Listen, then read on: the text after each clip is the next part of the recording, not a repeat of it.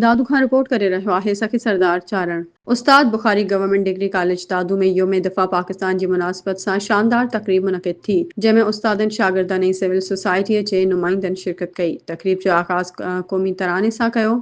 Professor Qazi Sikandar, professor Ghulam Farooq, principal professor Irfan Ali Kalhoro, Syed Hub Ali Shah, Ali Nawaz Panwar, Sain Bakhsh, रफ़ीक अहमद ॿियनि चयो त पाकिस्तानी फ़ौज जे जवाननि जूं कुर्बानियूं ईंदड़ नस्लुनि लाइ मशले राह आहिनि ऐं असांखे पंहिंजी फ़ौज ते फ़ख़्रु आहे। हर नौजवान जो ख़्वाबु आहे त हू पाक फ़ौज में शामिल थिए। कश्मीर असांजो आहे ऐं हिकु ॾींहुं ज़रूरु हासिलु कंदासीं। क़ौमी ॾींहुं मल्हाइण सां शागिर्दनि में वतन सां मुहबत ऐं ख़िदमत जो जज़्बो पैदा थिए थो, जॾहिं त मसइलो कश्मीर जो हल आलमी अमन लाइ ज़रूरी आहे। 6 सेप्टेम्बर उहो ॾींहुं आहे जॾहिं पाकिस्तान दुश्मन खे तारीख़ी शिकस्त ॾिनी त 22 ॾींहनि जी जंग में भारत जा 59 जहाज़ ऐं 156 टैंक तबाह थिया ऐं चावंडा जो मैदान अॼु बि भारतीय टैंकुनि जो क़ब्रिस्तान सॾिजे थो। मेजर शफ़क़त बलोच ऐं मेजर यूनिस ख़ान जहिड़नि बहादुरनि दुश्मन खे तारीख़ी तौर ते शिकस्त ॾिनी। दुनिया में जिते बि पाकिस्तानी रहनि था, अॼु योम दिफ़ा अक़ीदत सां मल्हायो पियो वञे। असीं पाक फ़ौज सां गॾु आहियूं। आख़िर में पाकिस्तान जी सलामतीअ लाइ दुआ कई वई।